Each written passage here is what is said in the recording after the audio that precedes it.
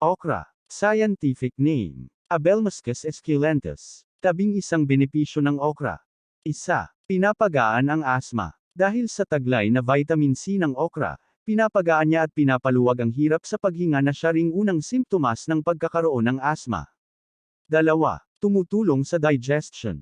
Dahil sa fiber at magnesium na matatagpuan din sa okra, pinapaluwag nito ang daluyan ng ating dugo o blood vessels. Ang fiber ay may napaka-importanteng sangkap o component para regulahin at gawing normal ang panunaw ng ating tiyan. Habang ang magnesium naman ay tumutulong sa circulation ng ating dugo. 3. Mayaman sa vitamin K. Ang okra ay mayaman din sa vitamin K na nakakatulong para palakasin ang mga buto sa ating katawan. Dahil dito, ang okra ay maaari ring pang-iwas sa pagkakaroon ng osteoporosis. 4. Tumutulong sa inflammation sa lungs. May taglay rin na phytochemicals ang okra o nutrients na kilala bilang antioxidant na mabisang panlaban sa mga inflammation lalo na sa inflammation sa lungs o baga. 5. Panlaban sa sore throat. Ang sore throat ay isang kondisyon kung saan ang lalamunan ng tao ay nagkakaroon ng infection na nagreresulta sa pagiging hirap sa paglunok. Ang antiseptic at antibacterial effect ng okra ay nakakatulong para mawala ang sore throat. 6. Proteksyon sa pagkababad sa araw. Ang moisturizing effect ng okra ay mabisang proteksyon sa sunburn at iwasan kahit ang stroke. 7. Iwas ubo at lagnat. Ang antiseptic properties ng okra ay tumutulong para iwasan ang ubo at lagnat.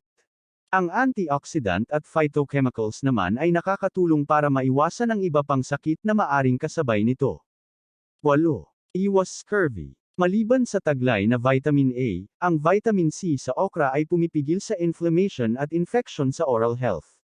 Kaya gaya ng ibang prutas na mayaman sa vitamin C, ang okra ay tumutulong para maiwasan ang scurvy.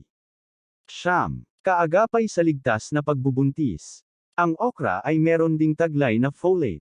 Meron itong 22% ng RDA sa kada 100 grams na serving ng okra. Ang regular na pagkonsumo ng folate ay nakakatulong sa development ng fetus at iwasan ang neural tube defects at iba pang abnormalities na maaring makuha ng sanggol. 10. Pampalakas ng buto. Ang calcium at vitamin K na nasa okra ay tumutulong para palakasin o patibayin ang ating buto. 11. Panlaban sa pimples at acne. Simula pa sa panahon ni Cleopatra sa Egypt, ang okra ay ginagamit na para magkaroon ng healthy skin. Dahil sa antibacterial effect ng okra, tumutulong ito para mapababa ang acne bacteria at inflammation sa balat lalo na sa mukha. Kaya sabi ng mga eksperto, ugaliin na ang pagkain ng okra dahil hindi mo alam na ang maliit na gulay na to ay may malaking maitutulong para sa iyong kalusugan, kaya kumain na kayo ng okra.